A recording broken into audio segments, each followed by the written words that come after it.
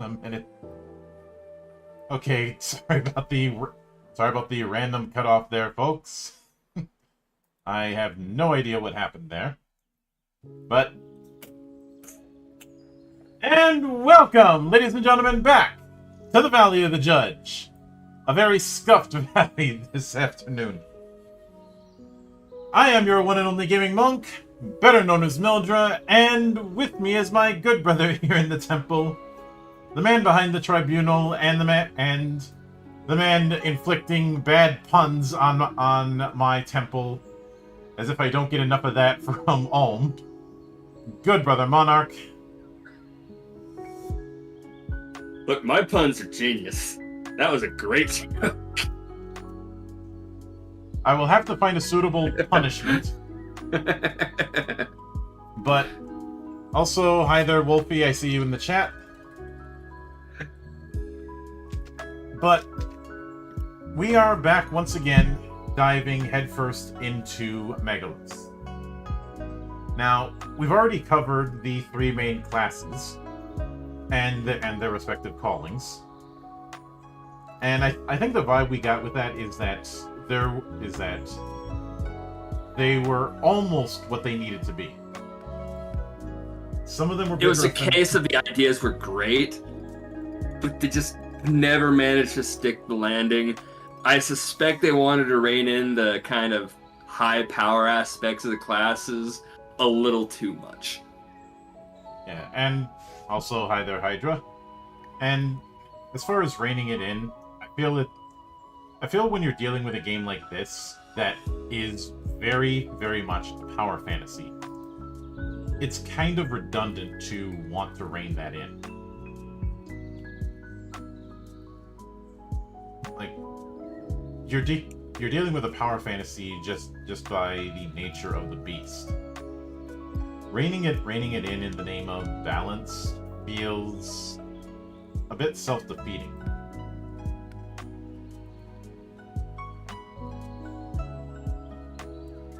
No, I'm just of the opinion they took it too far. Oh, they definitely, they need to put. I'm entirely okay with putting some reins and checks on it, not let it get too out of control. But that was an overcorrection. Yeah, a big one.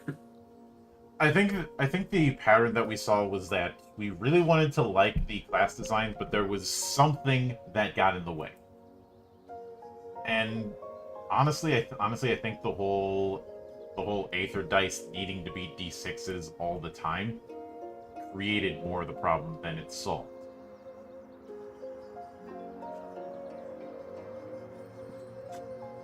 That said, you can hear us go on for ages about all of that in the last few streams, so we probably shouldn't beat that drum too much more here. No, we've got other drums to beat, because we've got a full drum set. Yeah, this time we'll start with talking about how the advancement system works for leveling experience and all of that. Yeah. So you gain advancement through experience points. I'm not breaking new ground saying that. This can be gained through either exploring bonds, reaching milestones, or through consensus leveling. Every 3 experience acquired acquired, what the hell am I saying? Acquired results in you gaining the next level in your class as seen on your advancement table. You know what's one thing that was in a lot of old school games that I very much don't miss? Different XP thresholds for different classes / archetypes.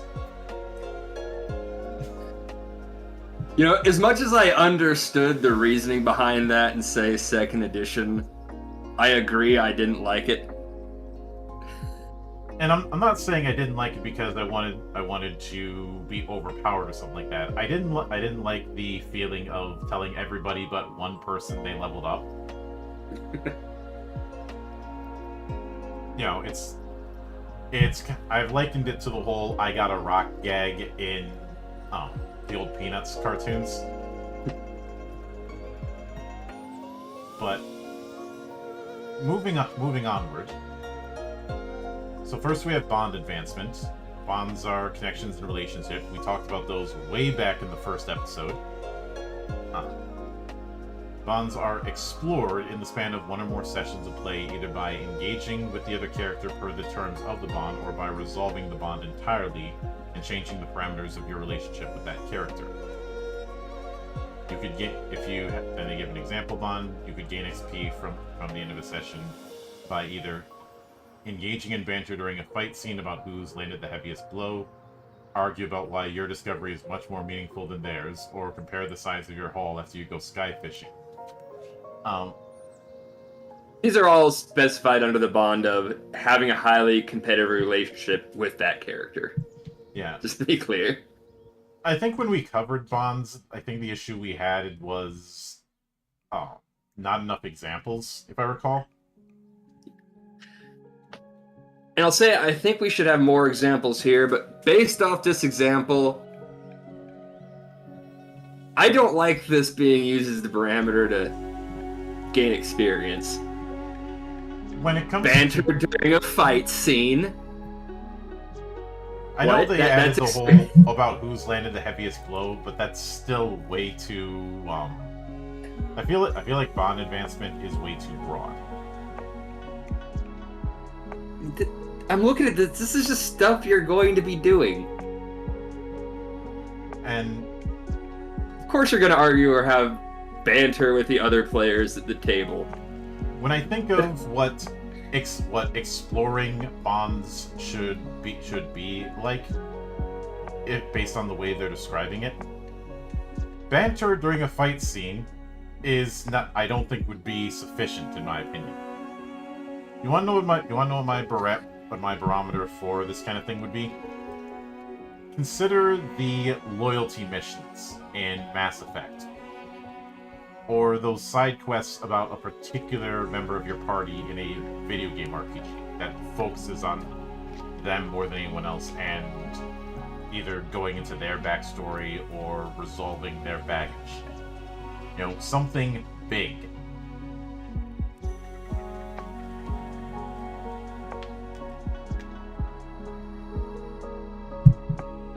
That might be more in line with the milestone advancement we have next.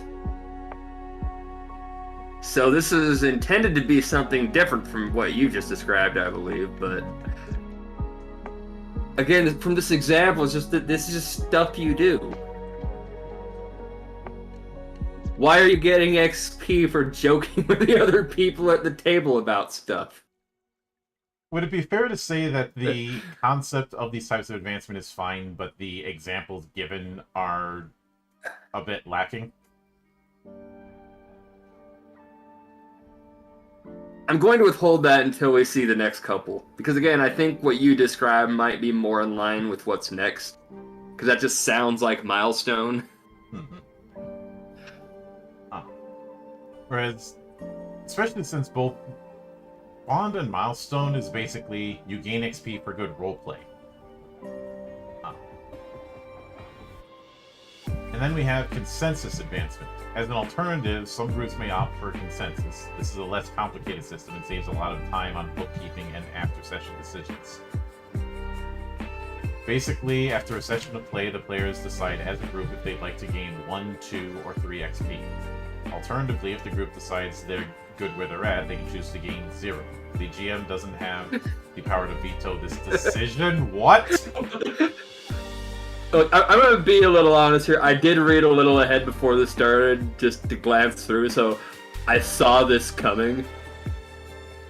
What the fuck is consensus advancement? Why is this here? You do realize that people are automatically going to say, we want to gain 3 XP and try and level up every session with this. What the fuck is this?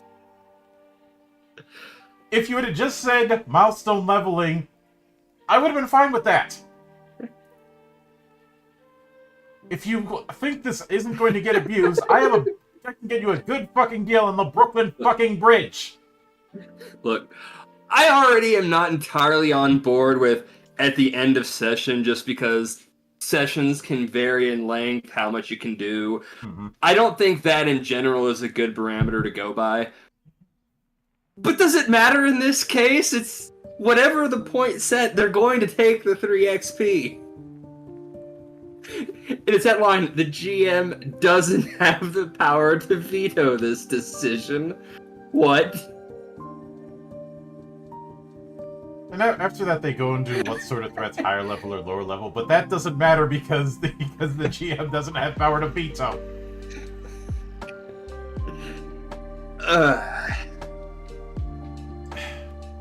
I know some people don't like that there's the fact that there's no deciding factor when it comes to milestone advancement, but in reality there is. Milestone is just you level up when the GM says you level up.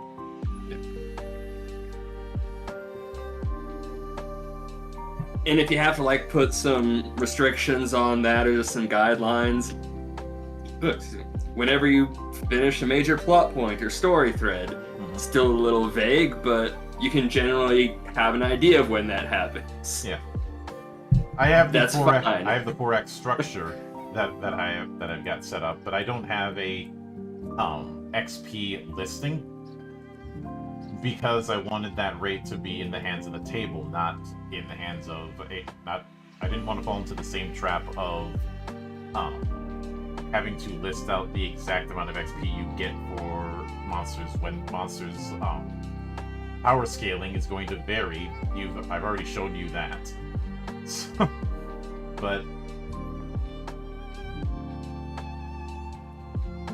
then we get to EXP troubleshooting, basically a bit of guidance for bond and milestone advancement.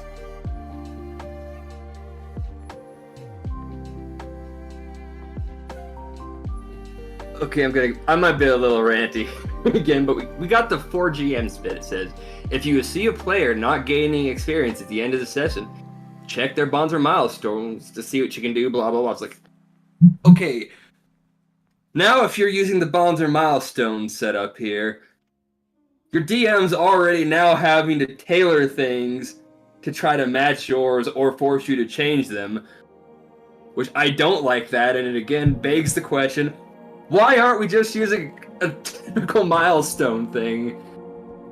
This experience system is just god-awful. Especially since you only have 10 levels in this.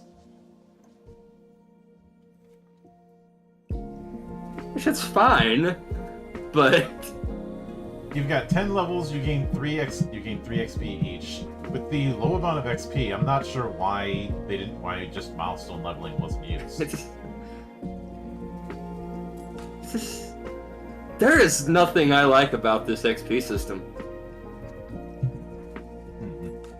I think it's just, from its core idea, doesn't work nicely. Yeah. They also I don't state even know that what the core idea is. They're also stating if your game is only lasting a couple or 3 sessions, you should consider using consensus advancement, or not bothering with advancement at all.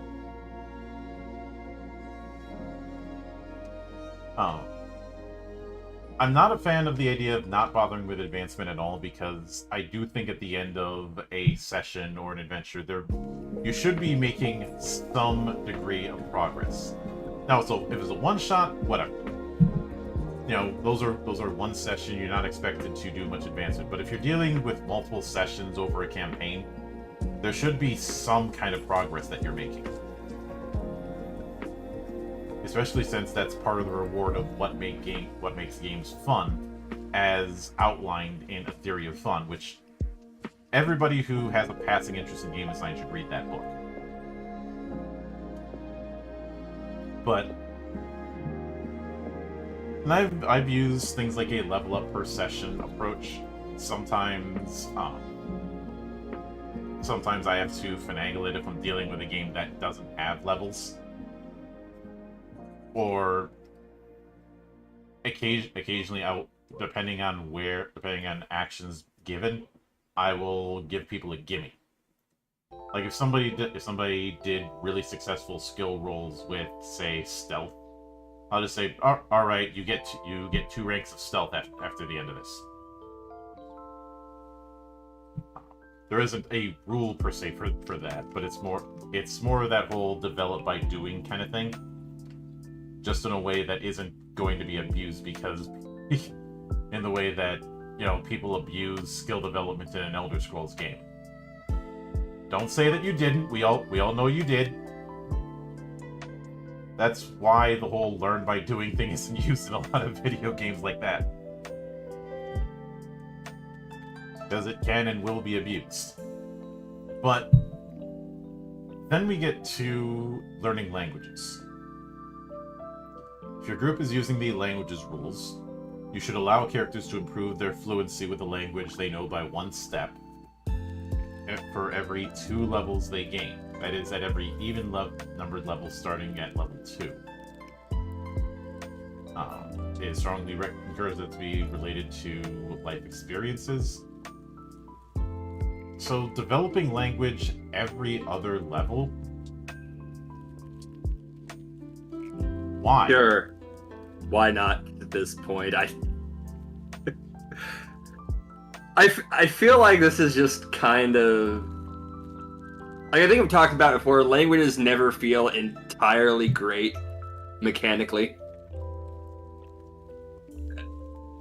I'm not saying I really like this, but this is so far down on the list of stuff that's bothering me. I'm kind of to the point of why not. I wonder how you'd feel about languages as part of the knowledge check in my game.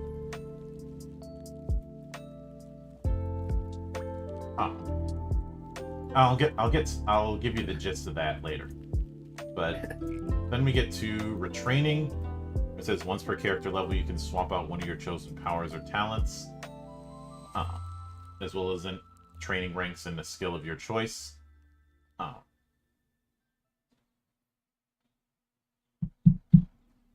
I understand that retraining has become more and more of a thing in games. Though, given the way leveling works, I don't quite grasp why it has to be once per character level.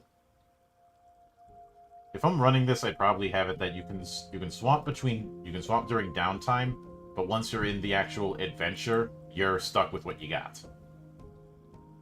Kind of like how you can set up a loadout before you go onto a mission in various games, but you can't change that loadout once you're doing the mission. Yeah. I'm fine enough with that written like this. I'd be good doing it the way you described too. It gives you enough flexibility if you don't like how the character turned out that you can tweak at each level. It's like I'm okay with it. So then we have items and equipment. We kind of dipped into this when talking about character creation, mostly because the idea of loadouts wasn't really covered, aside from look here. So we had to jump ahead a little, which I usually don't like doing. But first we have building a loadout. When you make a new character in Megalos, you have to decide on the weapons and armor you're going to be using. These are the tools of the trade. Your loadout consists of 1 weapon and 1 outfit, both of which you build by choosing different priorities and options. So in designing an outfit, you pick a basic weight and assign 3 categories of stat priority, assigning priorities to A, B, and C. Then choose one mod to adjust its stats and options. When designing a weapon, the process is a little different. You have to pick a basic weight, range, and type. Then choose one mod that'll adjust the item.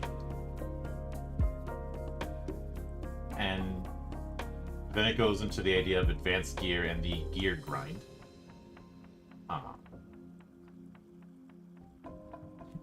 Where it's basically one way of saying that they don't, this isn't a game that's designed for that sort of thing of constantly getting new equipment. But there are ways to retool it to do that.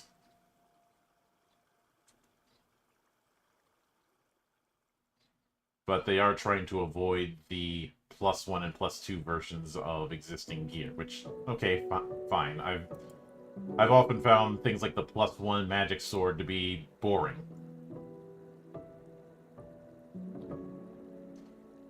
But then we get into creating outfits, which come in 3 basic forms: light, medium, and heavy.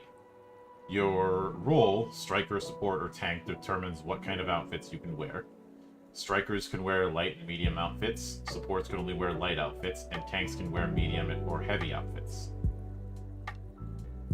There are a handful of example armors to show off a few ways. So, after picking the weight, you have to decide what of the 3 modifiers are going to get priority A, B, or C, and get bonuses based on that. Those being defense bonus, armor HP, and soak bonus. Though, if you so choose, you can randomize it.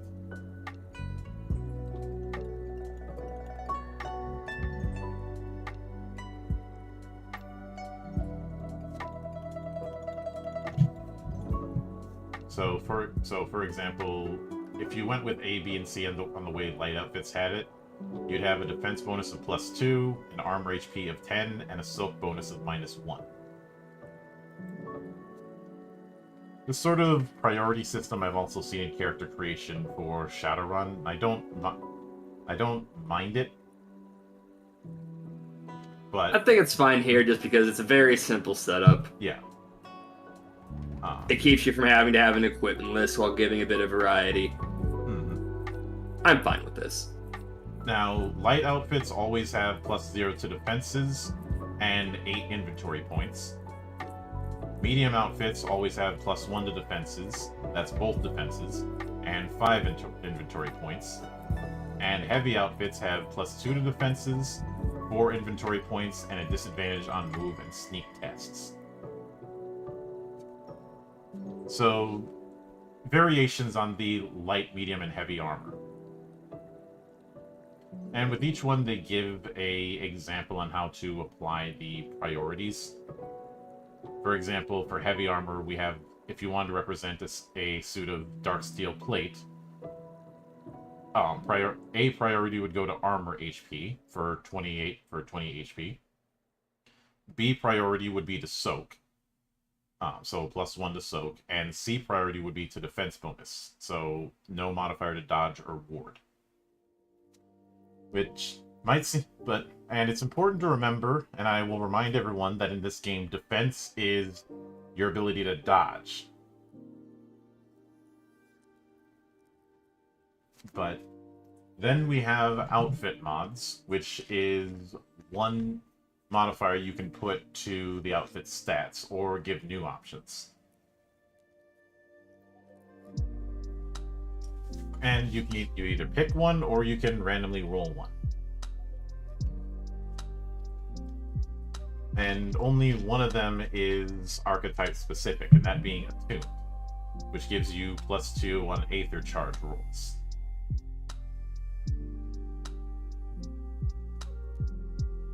And again, no real issues here. I think this is a fine way to keep your armor and equipment very simple with at least enough customization to feel it's worth having. Yeah. Some of these do use Aether Current, but I will maintain what I said, that Aether Current always being D6s created more problems than it solved.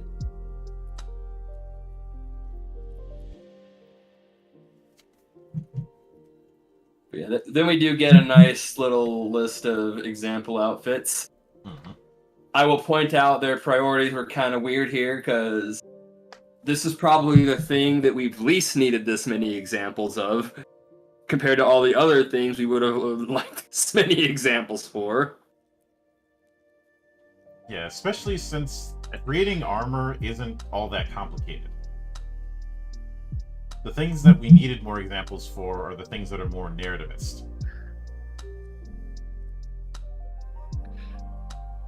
But yeah, then we get to creating weapons. Mm-hmm. See, 3 basic decisions to make when building new weapons for your character: size, range, and type. They affect how your weapon behaves mechanically and core stats. So we have size: light for a +3 damage bonus or 3 weapon dice. Heavy for a +6 damage bonus and 2 weapon dice. Then range: melee, +1 damage bonus, 0 range, or range, 0 damage bonus attacks and range 3. And then type, we have accurate, deadly, focus, magical, reach, shield. Mm-hmm. All basically exactly what you would think they are. Yeah. And then mods. Like the previous, you pick one mod, like with the armor. We only got one mod that's melee only and one that's ranged only. Mm-hmm. Some of I'll them... say I do like this list here. Mm-hmm. It is a good variety, much like with the armor. So yeah, I'm gonna say I think this system has a very good way to handle very simple weapon options and customization. If that's what you want, is a simple and just straightforward system, Mm-hmm. this handles it quite well. Yep.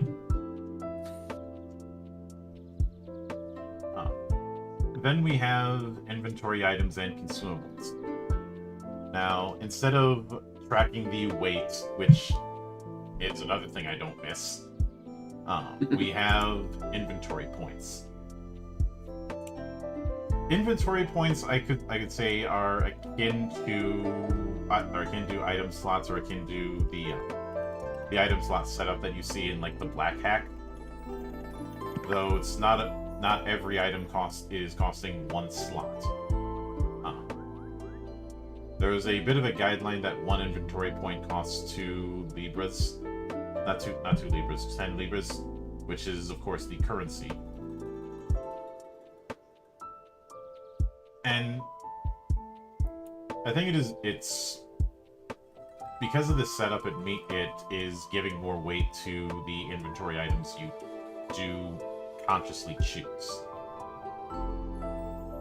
And then we have a list of the different types.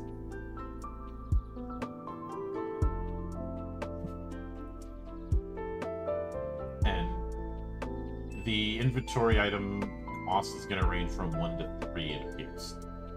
With potions, definitely, and with other things, maybe more, but I don't... Nope, looks like for rest items, the range is 1 to 2. For tools and adventuring gear, the range is 1 to 3. Some though, Magitech Container has a bit more of a varied range. And everyday concerns, which don't use inventory and instead use Libra. And these are things like a coach ride, a nice meal, a road meal, which I like the description here. It'll keep you alive, but it's pretty damn unpleasant to eat. Don't ask what's in it.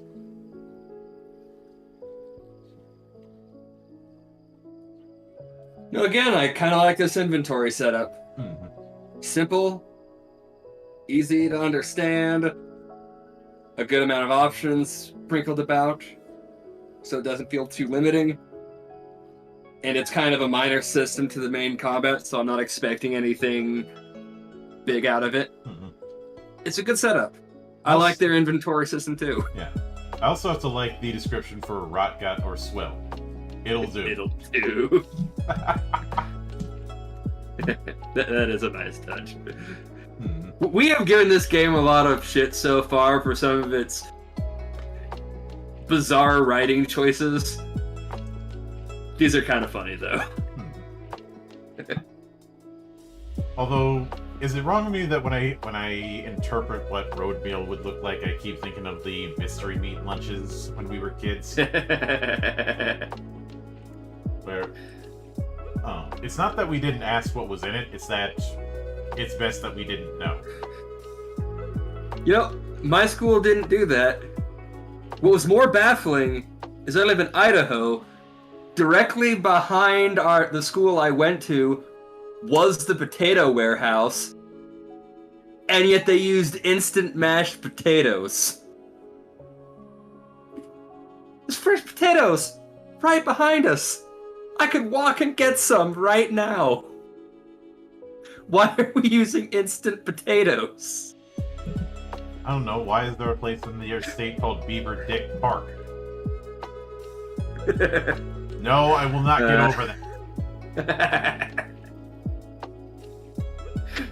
Oh, yeah. Then we got Coalesce, which this is kind of just guidelines to creating items. I don't know how much we want to get into this, but it is something I'm happy is here at the very least. The means to create items is abstracted in resources, which I'm glad for. I've mentioned this elsewhere, but I'm not the biggest fan of a lot of item creation systems.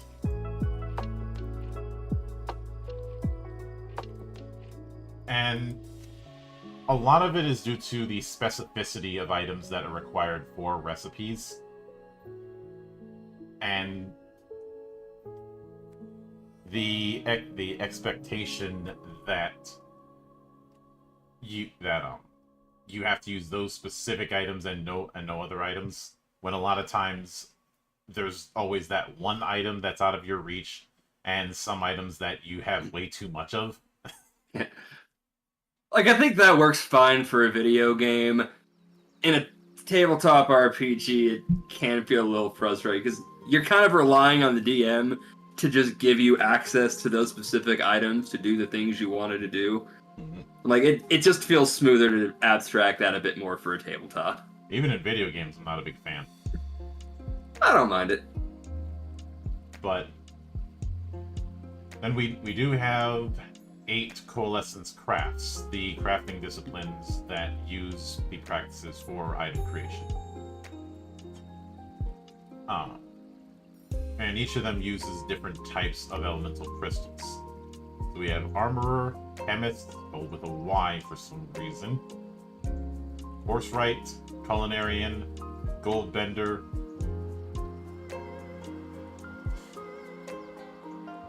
Is whoever came up with that term Dutch? I'm sorry, I had to make the golden crook joke. That's just where my mind went. Take of that what you will. Let's see, Mist Worker, Sartorian, which is about clothing and textile goods, and Warsmith, which is using fire and lightning and creating weapons. Light crystals can be used in place of any earth, ice, or water crystals, whereas darkness can be used in place of any fire, lightning, or wind crystal. So the crafting procedure is first you decide on the item you want to craft and ask the GM what discipline it would fall under. The GM sets the undertaking and material requirements. Undertaking is how many rest actions are required to complete the item. MR is, or material requirements, is separated into crystals and resources. The number of crystals equals the undertaking, while the number of resources is evenly divisible by the number of crystals. Then roll 1 create test every time you take the coalescence rest action to work on the item you're making. If you succeed, mark 1 success against the task's undertaking. If you fail, you lose the crystal and all resources being used on that attempt. Failing gives you advantage on your next attempt. Once you've accumulated a number of successes equal to the item's undertaking, you have completed the item and it's ready to be used as normal. What we essentially have is an extended skill challenge with it.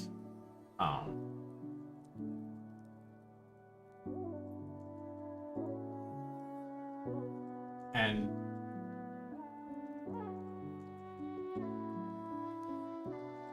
then we have, I think the only thing I'm a bit not clear on is the range when it comes to how many crystals or resources would be required.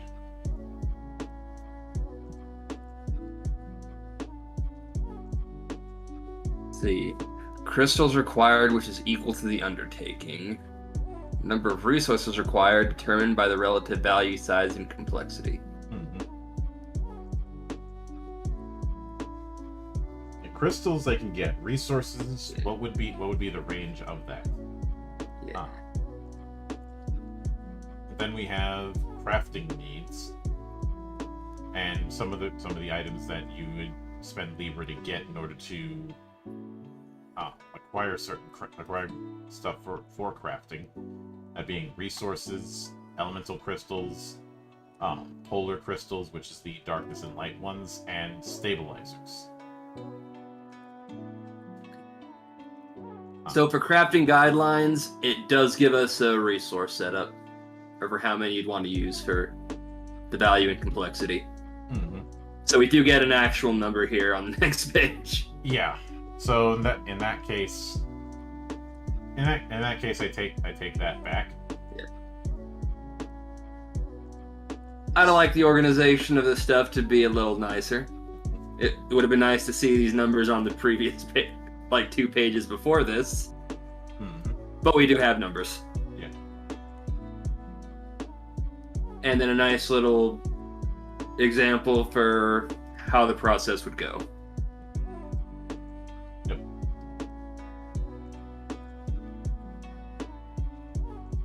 I can't think of any noticeable issues with this system either.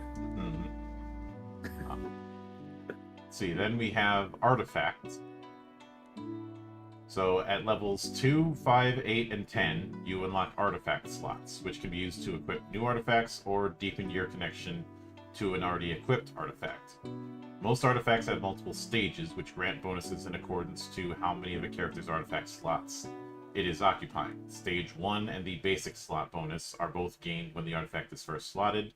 Stage 2 requires you to devote a second slot to an artifact. Stage 3 requires a third slot, and so on.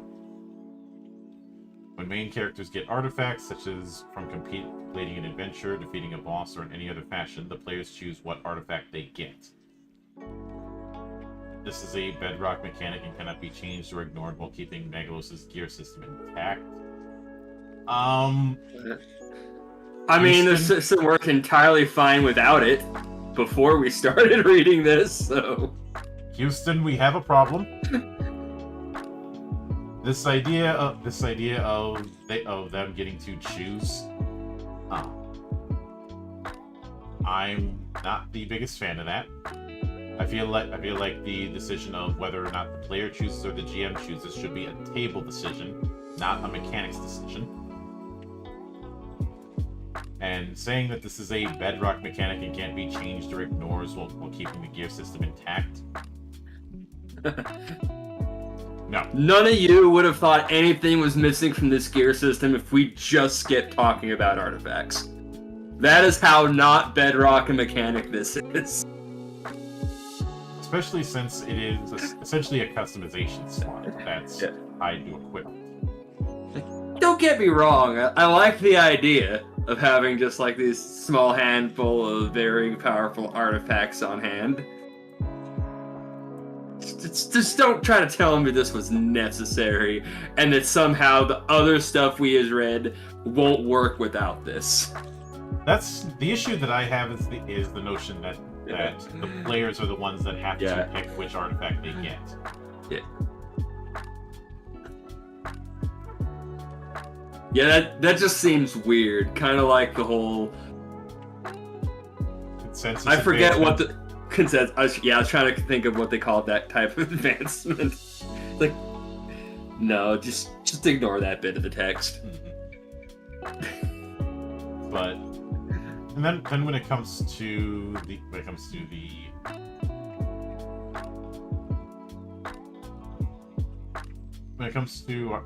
artifacts themselves, them not being able to be destroyed or lost permanently unless willingly relinquished. Okay, fine. Um, but as far as the individual artifacts, Let's say, for example, let's look at Hollow Armor, since that's what I'm looking at. The basic yes. lock bonus becomes cloaked as a free action on your turn, twice per session. If you advance this to stage 1, you can also teleport 2 times as a free action, again twice per session. Or teleport 2 is a free action twice per session. And at stage 2, +2 to 1 defense or +1 to both. That stage 2 seems a little boring compared to the last couple we just saw, but it's alright. Yeah. That's a nice little ability to have on hand. Yeah, I'm looking at Silkworm Queen, and why does it not have a stage 1? I feel like there should be a spot where that whole row of space is. Yeah. What was RB again?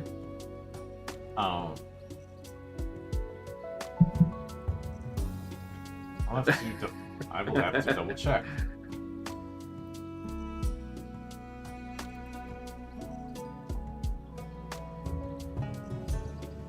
Because I know some are like, don't.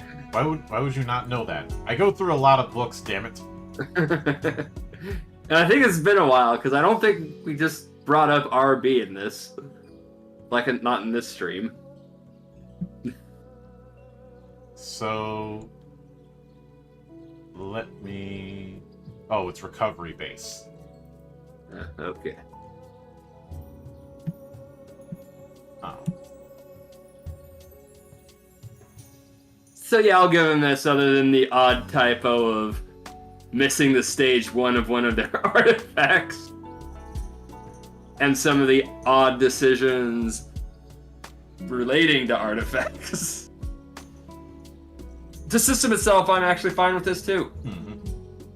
It's another nice, simple customization thing. Gives you plenty of options. Yep. If you don't want a huge breadth of options on your character, you can just focus on the 1 or 2 artifacts, which I'm fine with. Mm-hmm. Yeah, we got another decent, like, just small system here. Yep. After that is Aetherology, which mostly covers how magic works within this setting, and it being based on an elemental wheel of sorts, as well as how crystals work. A lot of this is on the more fluff end of things. Yeah. Though it talks multiple times about the worlds of Megalos, and I'm like, are you trying to be a multiverse or trying to be an individual set?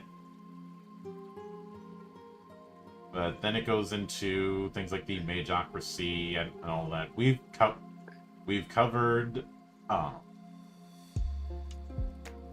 problems with the way that was written out.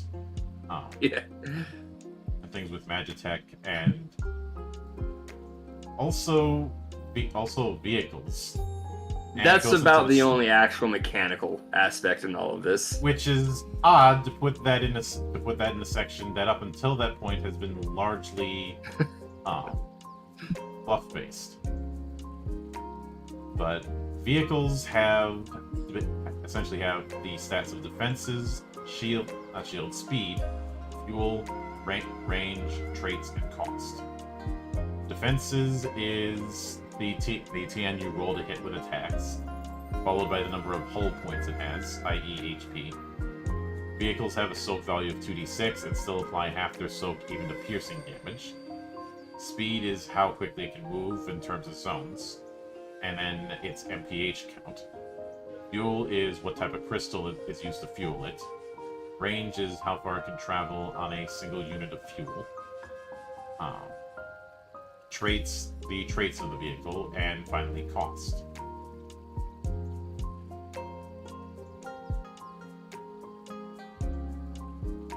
And then we have a few examples of different vehicles and their traits and their cost. Now when it says let me check something when it comes to range. I want to see... Okay, so it is in miles. I just wanted to make sure of that.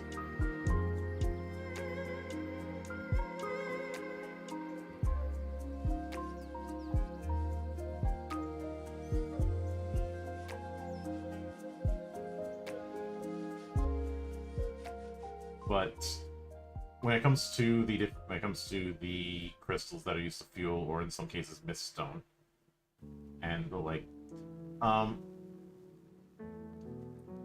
think the only issue that I have is not quite knowing what is going to be implied with the traits, aside from you use it when it's applicable, which tells me enough to tell me nothing.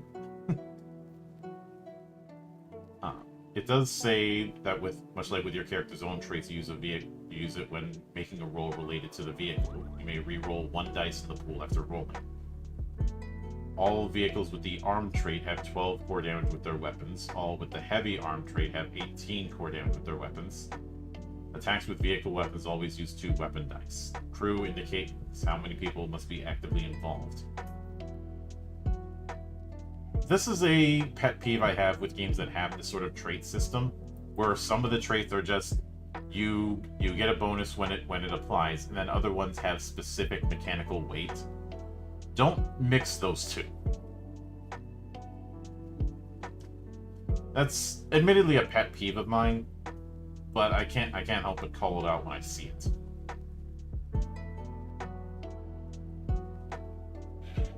Because now that they explain those, then I have to ask, what does the light trait entail? What does the fast trait entail?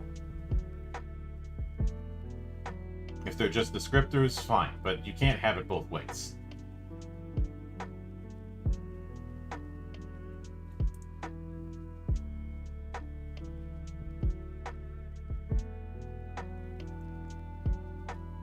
It said, I think that pretty much wraps up this section then.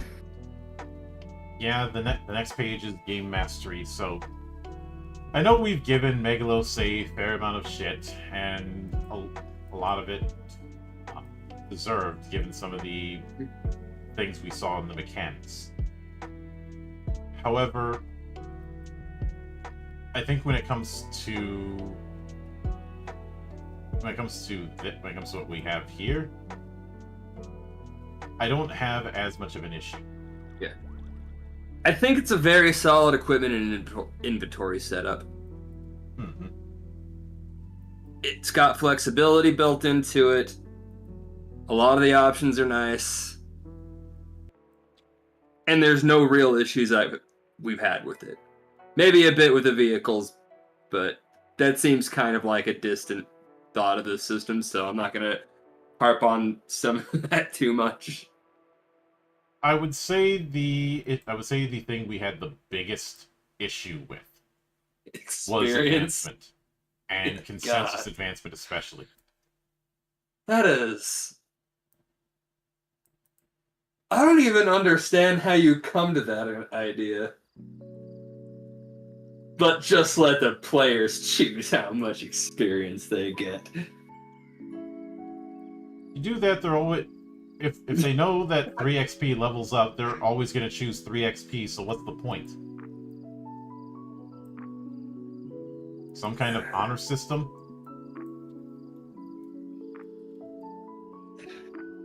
What's the honor system, though? What are they what are you expecting them to base it off of? If not, I want to level up.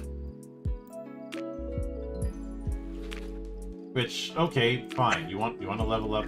That's fine and dandy by me.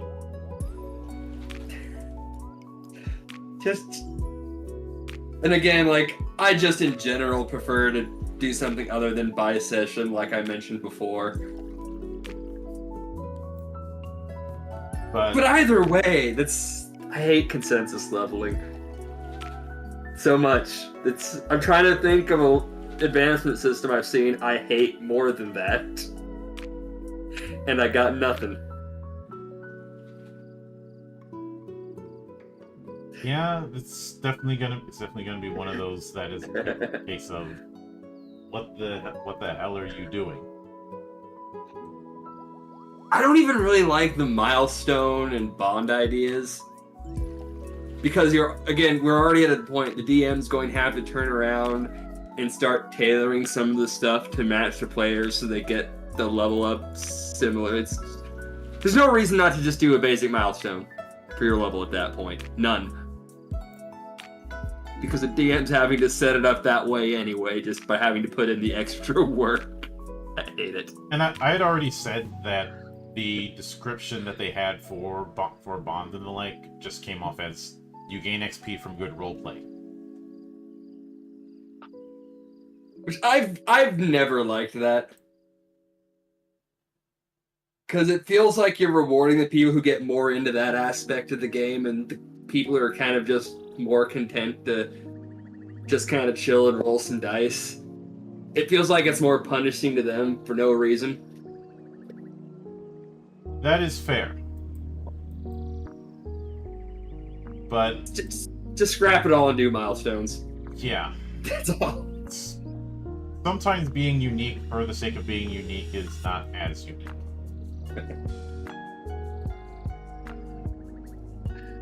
But yes, the equipment system, good stuff. I have no problem with any of it if what you're going for is a more simple idea like they are in this game. I have no qualms with it. Oh yeah. But with that said, I think that will cover this particular section. We are almost done with Megalos. But we will not be covering Megalos next week. Next week we will be doing our 3-in-1 rule for one-shots, covering the Doom-inspired TTRPG See You in Hell. Very apropos to be covering this when the Dark Ages came out a few weeks ago.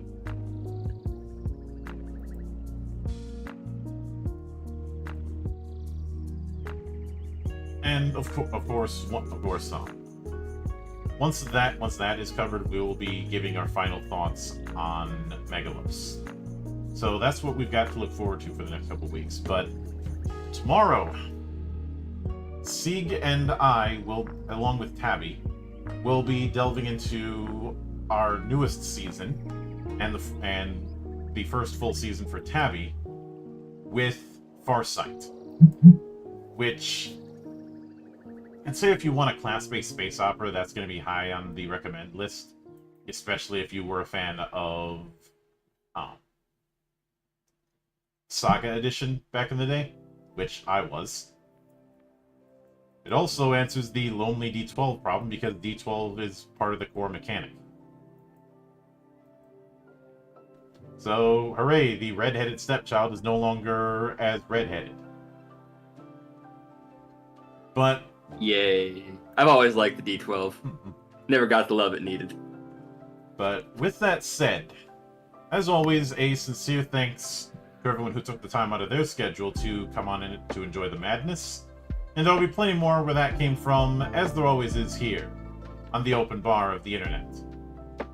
But until then, on behalf of the good brothers present and not present, my name is Mildra, I am your gaming monk. Stay fucking frosty, everybody!